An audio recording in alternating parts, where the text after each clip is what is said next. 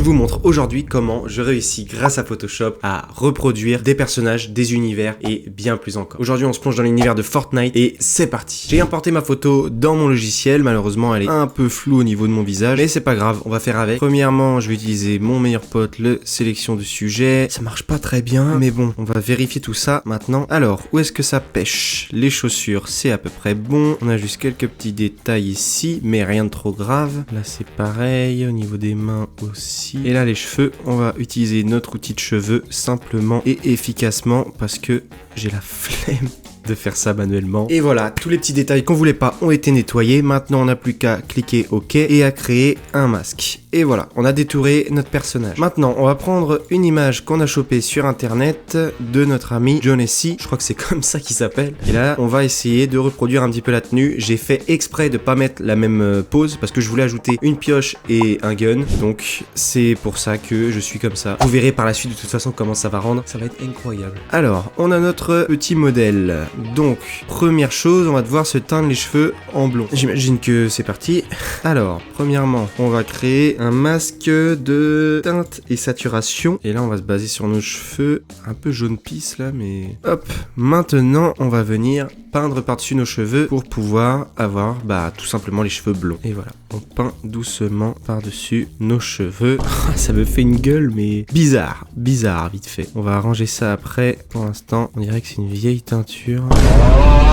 Bon, pour ressortir un petit peu les ombres, on va mettre un calque pour que ça ne s'applique pas aux tons les plus sombres. Voilà. Et là, du coup, on peut les changer en toutes les couleurs. Ça rend mieux en violet et tout. En rose. Une vraie teinture en jaune, c'est un peu bizarre. Voilà. Comme ça, je pense que c'est pas mal. On a un truc qui est à peu près réaliste. Là, c'est carrément blanc. Hop, on baisse un petit peu l'humidité, histoire d'avoir un léger blond. Voilà. Donc, on s'est transformé en blond. On voit que notre ami a les yeux bleus. Rien de plus simple. On va venir donc peindre légèrement par-dessus. Voilà. Bon, il a une veste verte. Et puis plein de petits accessoires, mais ça, on les rajoutera après. Donc, je vais transformer mon blouson en un blouson bien vert et on va utiliser la même technique de teinte et saturation et on a un vert, on va augmenter comme ça. Hop. Maintenant la même chose, on peint par-dessus notre blouson pour le rendre vert. Et voilà le travail. En vrai ça le fait, je trouve que c'est assez réaliste. On a quand même quelques points sur l'image qui sont assez clairs, mais ça on peut toujours venir le baisser. On va quand même essayer de faire la même chose mais avec un autre calque. Là on a un truc pas trop mal déjà, je suis plutôt content du résultat. Pour ce qui est de la suite, maintenant, on a plein de petits accessoires, mais on a aussi un pantalon et tout ça, on va devoir le changer. On va faire déjà le plus simple, tant qu'on y est à changer les couleurs, on va mettre un pantalon marron. On prend ici notre calque, on va le dupliquer et on va venir appliquer une couleur légèrement marron. Et on n'a plus qu'à peindre par-dessus notre pantalon pour avoir le pantalon marron. Et on peint par-dessus pour que ça soit marron, tout simplement. Qu'est-ce que t'as? On voit pas tout balader, on le voit pas. Qu'est-ce que t'as? Et je pense qu'on est plutôt bon. On a notre pantalon avec un petit avant-après, comme ceci, c'est nickel. En dernier, on a notre t-shirt qui est gris, il me semble. T-shirt gris, donc pas d'exception, on va le rendre gris. Et voilà le travail. On a toutes les couleurs qu'il nous faut. Et maintenant, on va venir ajouter tous les accessoires. Alors, je pensais pas faire les chaussures, mais finalement, j'ai trouvé des chaussures qui allaient plutôt bien. Et surtout, j'ai remarqué qu'en fait, sur la photo, on les voit, les chaussures. Du coup, j'ai pris des chaussures militaires qui ressemblaient. Et on va commencer par la première qu'on va rotationner. Je sais pas si ça se dit. On va faire un petit coup de déformation pour que ça colle un peu mieux. Maintenant, on va juste effacer notre personnage de base, simplement en effaçant ce qui se trouve derrière. On va faire pareil au niveau du pantalon, parce que le pantalon n'est pas censé passer devant la botte. Rien de plus simple, on efface et on vient faire une petite transition comme ceci. Pour ce qui est de la deuxième botte, hop, on l'importe et ça va être même tarif. Voilà, on a notre botte. Dernier petit problème, on a notre ombre qui est juste ici. Voilà, maintenant que c'est fait, on va rajouter quelques ombres à nos deux chaussures. Là, on voit que les ombres viennent de la gauche, enfin, que plutôt la lumière vient de la droite et de derrière. Donc on va venir faire des ombres ici, pareil là, tac. Deuxièmement, on va faire une autre ombre, mais cette fois-ci sur notre personnage pour venir un petit peu fondre les bottes, parce qu'il n'y a pas vraiment d'ombre entre la botte et le pantalon. Et normalement, il y a de l'ombre entre les deux. Donc on va venir faire ça très vite fait. Donc on va venir maintenant ajouter ce qu'on appelle des highlights. limite, c'est-à-dire là d'où provient la lumière, une légère balance des couleurs, et je pense qu'on a des bottes qui sont plutôt bien finies. Alors malheureusement, on peut voir ici qu'il a des genouillères. Genouillères que je n'arrive pas à trouver, c'est un peu compliqué à faire, mais du coup on va lui mettre plutôt des sortes de sangles comme il a au niveau du blouson. C'est parti, j'ai déjà tout ce qu'il me faut, c'est-à-dire la sangle qui est juste ici. On va venir en mettre une au niveau du coude, enfin du genou, pardon. On va faire un petit coup de déformation, histoire que ça colle au mieux, comme ceci, et voilà. Comme ceci, maintenant rien de plus simple, on va venir lui mettre des ombres. On va essayer de garder seulement la sangle qui est juste ici, pour ça rien de plus simple, on va faire du détourage. Et voilà le travail. Hop, maintenant qu'on a détouré notre petite sangle, on va venir la mettre proprement là où elle doit être, c'est-à-dire ici. Et on va venir appliquer une déformation. Et voilà le travail. Maintenant, il ne nous reste plus qu'à venir supprimer certaines parties pour qu'on ait l'impression que le manteau passe par-dessus. Là, on a notre capuche, donc on va venir juste là couper dans notre image tout ce qui passe par-dessus notre lanière. Maintenant que c'est fait, on a notre capuche qui passe par-dessus notre lanière. Et maintenant, des ombres. Et quelques petites retouches pour que le tout passe bien. Et on va venir peindre comme ceci très légèrement nos quelques ombres ici aussi, et même tarif de l'autre côté. Voilà, on va maintenant finir le tout en coupant la lanière qui dépasse ici comme ceci, parce qu'elle passe derrière. Et on a notre lanière qui a été mise avec succès. On continue à regarder, on a quand même pas mal de sangles un peu partout. On va venir en ajouter une ici, et pour ça rien de mieux que ce petit bijou qu'on va venir mettre à la place des genouillères, vu que j'ai pas pu les mettre comme ceci.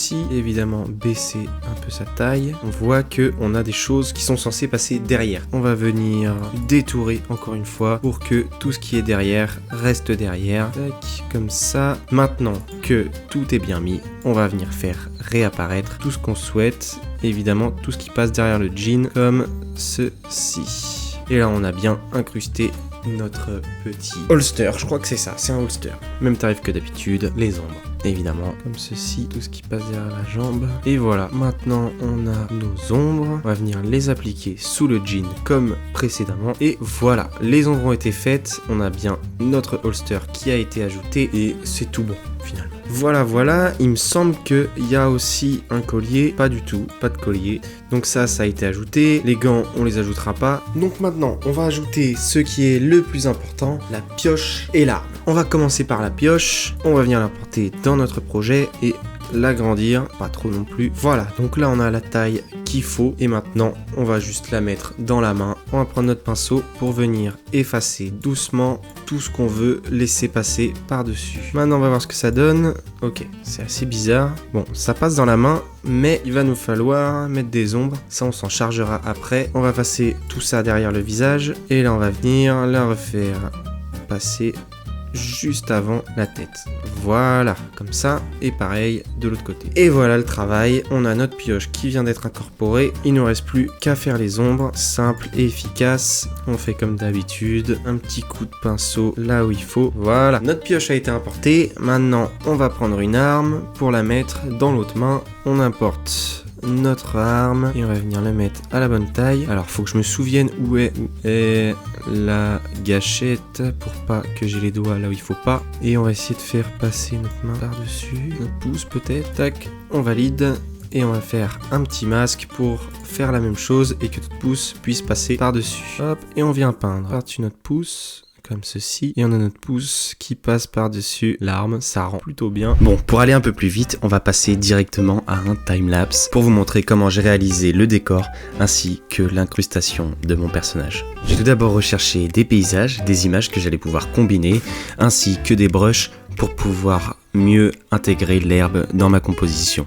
Comme vous le voyez, j'ai fait aussi un petit croquis pour essayer de me rendre compte de ce que je voulais faire, mais vous verrez que le résultat final n'a rien à voir avec ce que je fais au début. En fait, Photoshop, c'est surtout de la recherche et faire, défaire, comme un puzzle finalement. J'avais aussi envie d'intégrer le bus, le fameux bus de Fortnite dans ma composition. Je savais pas trop si je le mettais derrière, si je le mettais dans le ciel, mais finalement, j'ai fini par le mettre en arrière-plan dans le ciel, comme un petit détail. J'ai voulu ajouter des arbres, parce que ajouter de la profondeur à une composition, ça rajoute toujours quelque chose. Donc des arbres ou des buissons en arrière-plan, un peu de matière pour ne pas voir encore que de la verdure. J'ai aussi choisi d'intégrer un fameux coffre de Fortnite parce que les coffres dans Fortnite c'est quand même assez mythique et je voulais rappeler un petit peu aussi l'esprit du jeu. Bon, comme d'hab, pour l'intégrer au mieux dans la composition, je retouche le contraste, la luminosité et je mets quelques ombres. Mais je ferai le plus gros travail des ombres un peu plus tard, une fois que j'aurai installé tous les éléments dans ma composition. Je décide ensuite de changer le décor parce que je voulais quelque chose d'assez tamisé avec un joli coucher de soleil parce que vous savez très bien que ça rajoute toujours un truc. Bon, à partir de là, j'avais trouvé à peu près tout ce qu'il me fallait pour finir ma composition. Je vous laisse quand même la surprise de certains détails, mais bon, là, le travail, c'est surtout des ombres, retoucher les couleurs et mettre des highlights. Donc là, j'ai fait les ombres de moi-même avec un pinceau parce que c'est beaucoup plus simple et quand on connaît comment se placent les ombres, c'est bien plus rapide. J'ai ensuite retouché les couleurs du bus parce que le fait qu'il soit en l'air, il fallait qu'il y ait un assez fort contraste entre la lumière projetée par le coucher de soleil et l'ombre qu'il y avait tout simplement derrière. Et c'est ce genre de petits détails qu'on apprécie.